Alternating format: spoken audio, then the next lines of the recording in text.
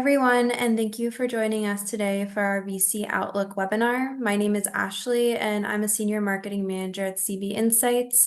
I'll be kicking everything off before handing it over to our speaker for the presentation. Next slide. And before we start, a few housekeeping items. All attendees will be muted during the event. There will be a Q&A section at the end of the presentation. So if you have any questions, feel free to use the Q&A tab on the bottom of your screen. And don't worry about taking notes. We'll send a recording within the next 24 hours. If you have any technical difficulties during the webinar, your best bet is to reach out to the Zoom Help Center. Next slide. And a little bit about CB Insights. CB Insights is an AI super analyst for market intelligence. It delivers instant insights that help you bet on the right markets, track competitors, and source the right companies. Our AI super analyst is powerful because it is built on the validated database of companies and markets that CB Insights is famous for. Next slide.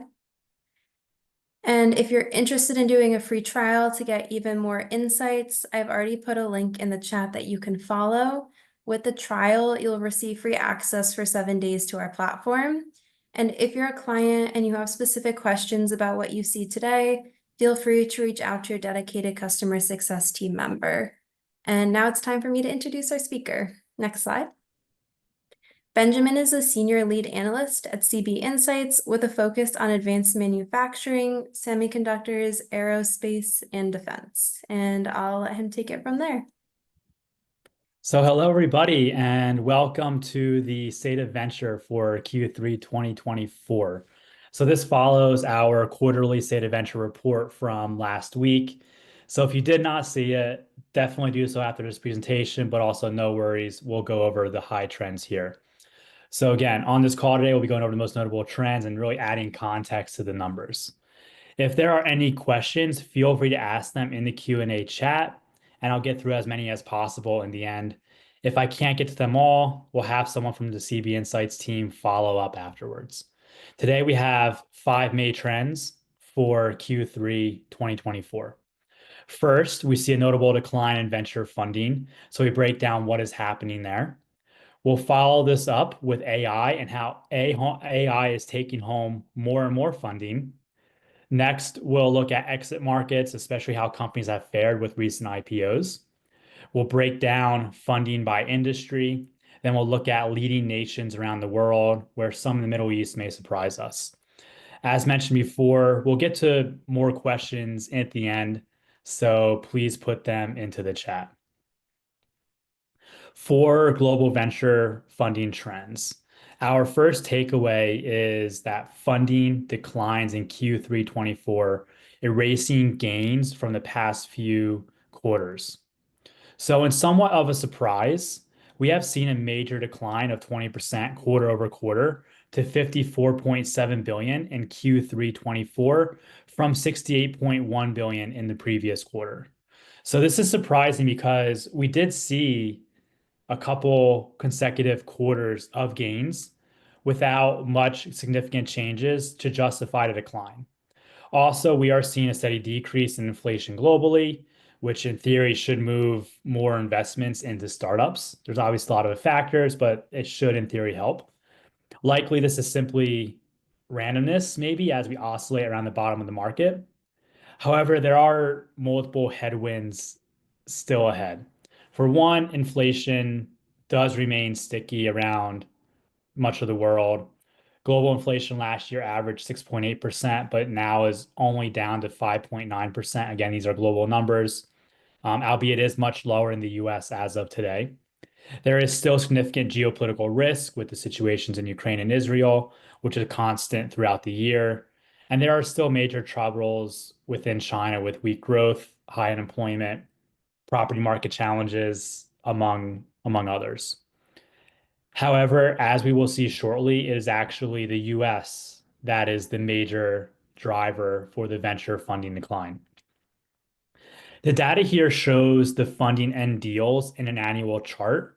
Last year, we reached about 261 billion across 32,400 deals, but now we are on pace for only 246 billion across about 27,000 deals. Does this mean that the year will end less than last year? Well, not definitively, but given the magnitude of the difference, it will end lower unless we see some sort of venture funding magic or miracle. And for those that are new to this webinar, I am going to mention something I discuss on every State of Venture, which is about those large funding totals during the pandemic. The funding from the second half of 2020 to the first half of 2022, that 2 year period and that really high 2021 level, is not representative of reality. We experienced a perfect combination of conditions with low interest rates, high federal spending, and speculation with what were probably many bored, cooped up people, leading to levels that we will not see for many, many years. Earlier, I hinted at the cause of the funding decline. Let's start getting into that, but first, we need to put the global funding into perspective. For Q3’24, we see the US taking home about 55% of total venture funding. This is in line with normal levels where the US is typically around 50% to 60% of total funding. However, all is not well. In fact, US venture funding declined 35% this past quarter from 40.2 billion to 29.8 billion. It is difficult to know exact reasons why, but a major likelihood is that we are not seeing as many great new innovative companies outside of AI that also show potential for high growth rates to justify significant funding. Essentially, and we'll dive more into this soon, but companies with high growth potential are best suited to raise significant funding. Yet AI companies are almost like sucking the oxygen out of the room for everyone else. Another theory is that with the jobless report getting corrected downwards a couple of months ago, investors are maybe more cautious. Plus, with interest rates about to drop and starting to drop, we are likely seeing more investors with dry powder waiting to be deployed. In other words, a cautious investment environment is potentially driving a focus to the most promising ventures, which are AI and not much else, relatively speaking. Now, we did ultimately see a 0.5% rate drop within the US, with more, albeit smaller, rate drops expected. So, time will tell when and how much of impact this starts to make. Further demonstrating the more cautious environment, global mega round funding, which are rounds of $100 million or more, declined from 31.9 billion to 21.5 billion, and deals dropped from 114 to 98. Essentially, investors are placing smaller bets, sitting on the sideline and waiting for the right opportunities. And when investors do eventually move, they are moving more aggressively. So we have experienced increases in both average and median deal size so far this year, demonstrating that investors are willing to take risk. They are just highly selective when taking that risk. This also demonstrates that the major driver for the decrease in funding for 2024 is not that investors are less aggressive when funding a startup, but less willing to fund startups in general. So an important question to ask is whether this represents a more significant trend or if it is representative of the startup ecosystem at a whole. In other words, investors could be more cautious because there are not as many good startups. I know a few economists with this view. Another possibility is that there is a fundamental shift happening within the psychology of investors. For instance, it is possible that investors are less willing to follow the typical strategy of place 100 bets, have 95 fail, 4 give minor returns, and 1 resounding success that pays for it all. Maybe the bulk of investors are trying to increase their success rate with a more conservative investment philosophy. That'll be a really interesting Harvard Business Review study. I'm very curious to see it myself, but it's just a theory that's floating out there today. So when looking at the top investors, there are many familiar names: Andreessen Horowitz, General Catalyst, Sequoia Capital, Cell, Lightspeed Venture Partners, all unsurprisingly make that list. Moving on to our next trend, AI grabs a third of all funding. So As we discussed earlier, AI is dominating. Enough said. AI startups are capturing 31% of all venture funding right now, the second highest share on record, following 30 to 5% in Q2 of this year, last quarter or 2 quarters ago. And I want to discuss AI more broadly for one moment.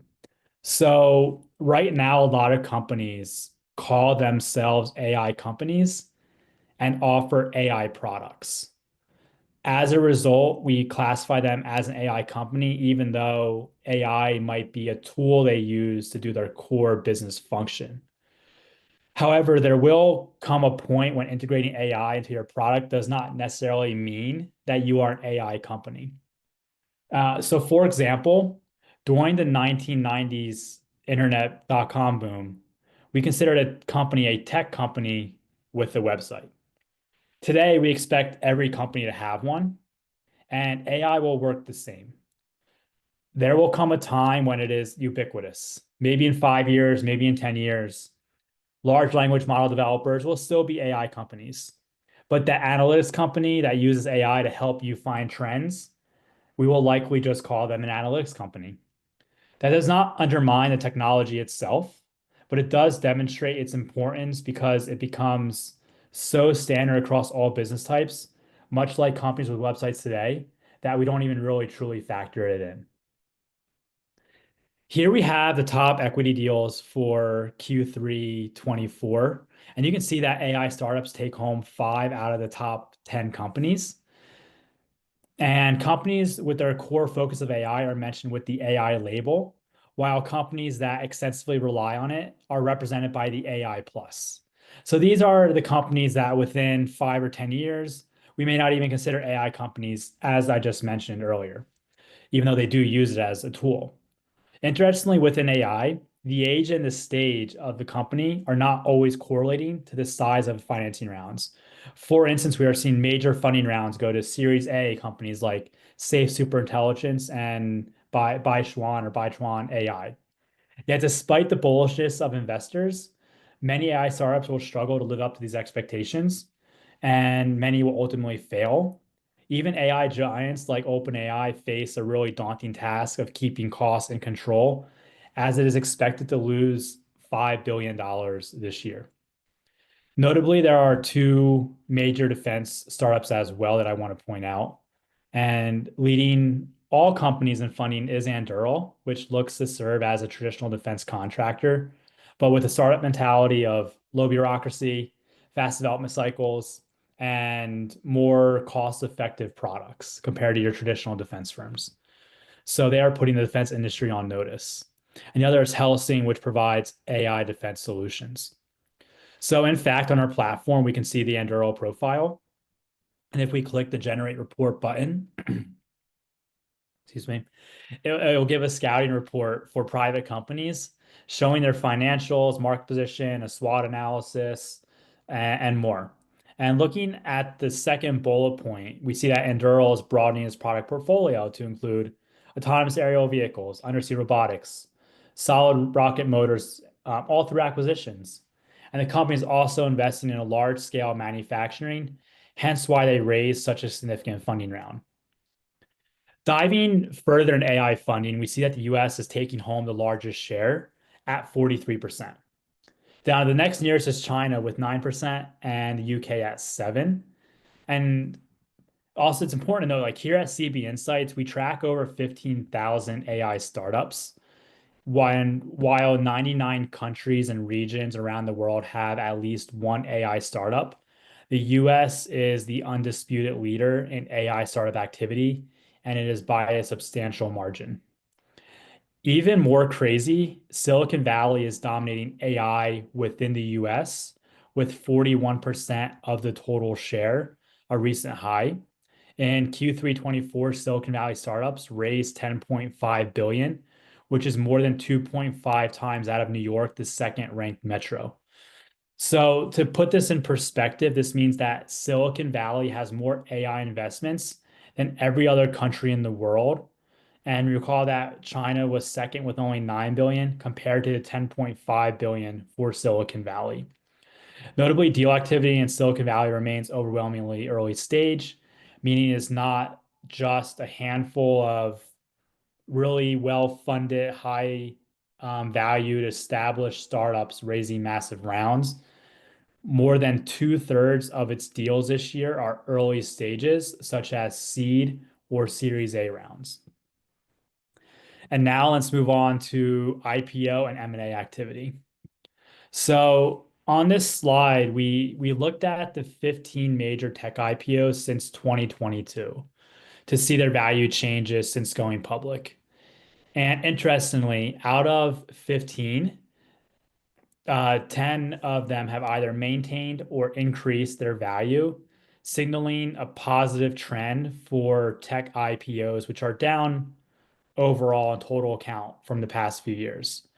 And this success could maybe encourage more companies to consider going public. So AI has been a significant driver for several of these firms. Like, for example, ARM's value has nearly tripled due to its leadership in AI computing and also mobile architecture. Tempest saw a 31% increase by integrating AI into precision medicine. And Forastera Labs, its AI infrastructure capabilities have boosted its value by 45%. However, like not all have thrived. Like for example, For Paradigm saw a 50% drop in value, primarily due to geopolitical challenges as it faces US restrictions because it is a China-based enterprise company. And now looking at exits as a whole, M&A has increased slightly while IPOs have decreased slightly. Overall, though, not much has really changed in the last 2 years. And there are a few factors at play here. So, for one, tight monetary policy is affecting a major source of returns for venture capital.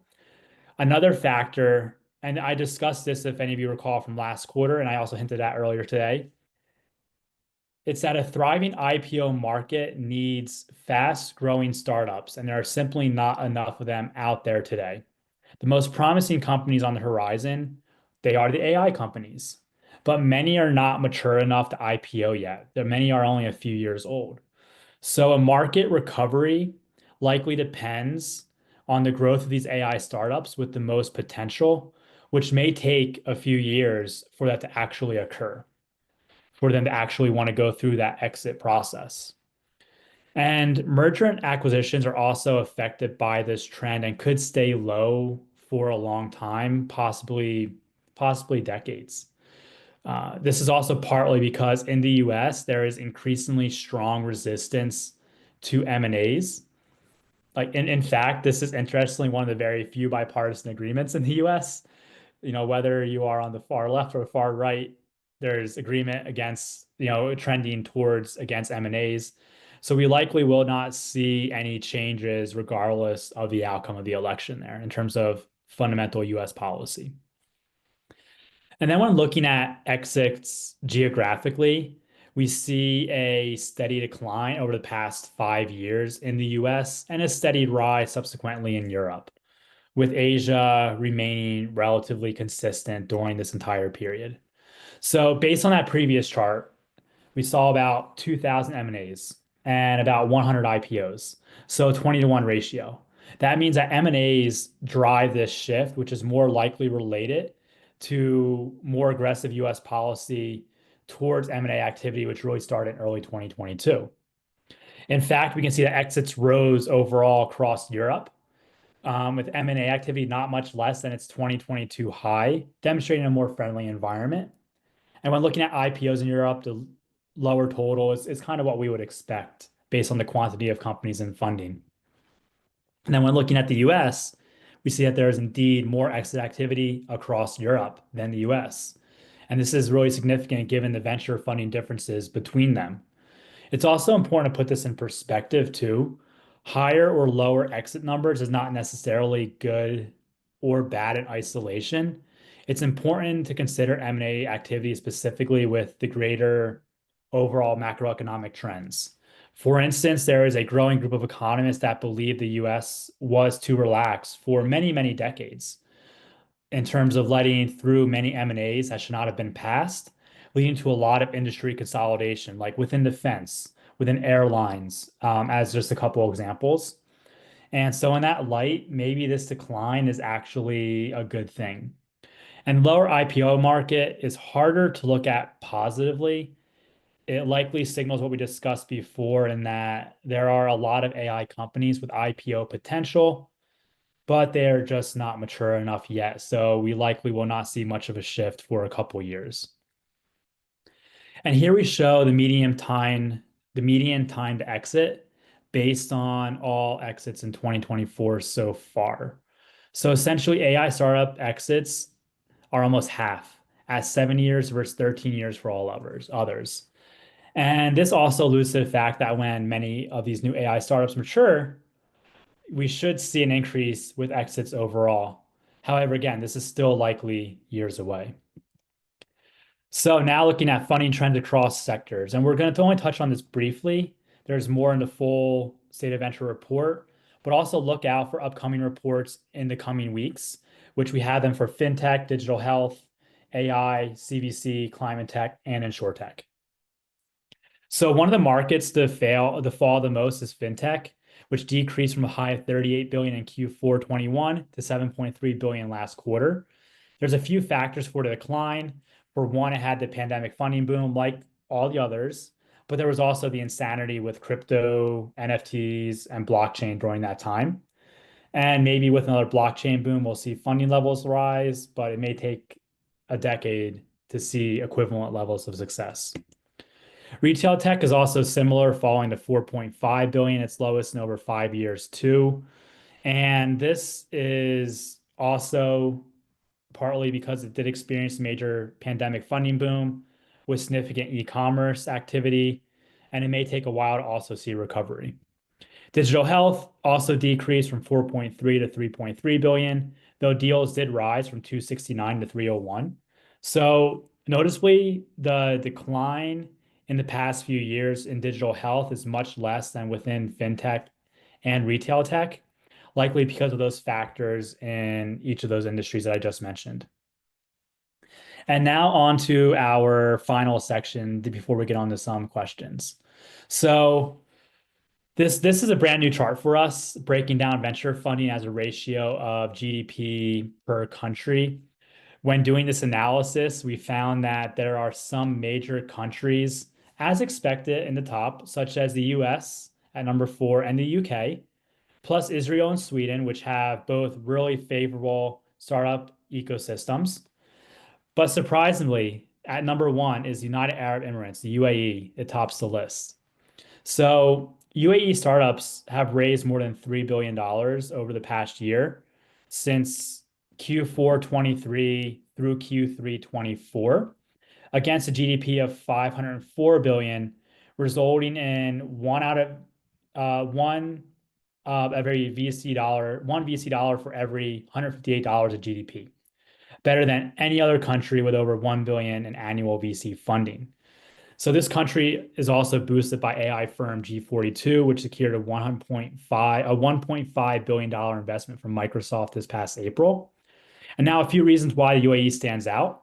It could be the ease of doing business, more so than a lot of other countries. It's ranked highly by the World Bank in that area. There's also no corporate or income taxes, many venture capital firms, strong infrastructure, diverse workforce, young workforce, government funding opportunities, a whole host of other ones I have not explained here. Also noticeable is how Israel is second most. Like under normal circumstances, this is not really surprising, but given the geopolitical situation, the country is still doing strong with its startup ecosystem. And diving in further, we can see that its deal totals rose actually to 71 last quarter, and its funding remained constant at about 0.9 billion, matching levels that it experienced even before the pandemic and the last couple of years. And for our last slide, I want to highlight a continent that we do not discuss much. And this looks at Africa as a whole, where there were 0.3 billion in funding during Q3 24. This is above pre-pandemic levels and consistent over the past year, but like all others, below funding levels during the pandemic too. And interestingly, most of the funding this quarter came from Egypt, where companies raised 209 million across 22 deals, which is its third highest funding level in over the past 5 years. So, with that said, that is all of the main points I wanted to discuss here today. And so now let me just get this open with the Q&A. So again, if your questions can't get answered now, we'll have someone reach out. Okay, there's a question about the $6.6 billion deal for Q4. So yeah, that's important. One, that was early October. It was a couple of days ago, last or end of last week, so it's not factored into this. Will it skew Q4 data? Yes, it will be about maybe 10% of it. And we wouldn't leave it out for that reason, but we do like to make note of it for that as well. So it is important enough that we have to include it, but we have to also, again, if we do see a big spike next quarter, we have to factor in that 6 billion for it. So another one we have here is, okay, we mentioned that AI startups are exiting sooner. What's driving that? So there's a couple factors here. Like one that we see a lot is with acqui-hires by larger firms. The reality is that getting really experienced, talented AI engineers right now is not necessarily the easiest thing. Salaries for them are much above regular software engineers in many cases. And so what a lot of companies are doing is instead of building out a team internally, they are acquiring other companies. Another factor is that a lot of firms are looking to build out product suites. Like NVIDIA, for example, has three major acquisitions recently, like for Deci, Run AI, OctoML. No, OctoML, I think they changed their name to Octo AI. And they all aid in like AI infrastructure development because NVIDIA, they're trying to really go vertical within AI beyond the computing hardware itself. So you do see a lot of that too. And you see that with other companies and other industries building out their AI ecosystems and their AI platforms. Okay. There's a couple of questions here with like life science, biotech. I will reserve that for our digital health analyst team. I don't know that very well, but definitely pay attention to the upcoming digital health state of report. Okay, what is the trend amongst the late stage private companies that aren't attractive enough to take IPO markets? So part of it is that IPO market, I think it's the other way around almost. IPO markets are not as attractive to those late stage firms.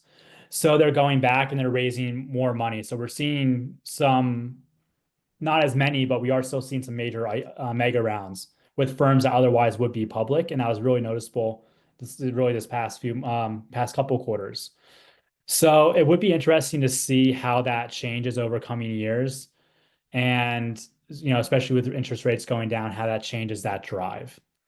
So with that said, that is, I think, all we have time for with questions today.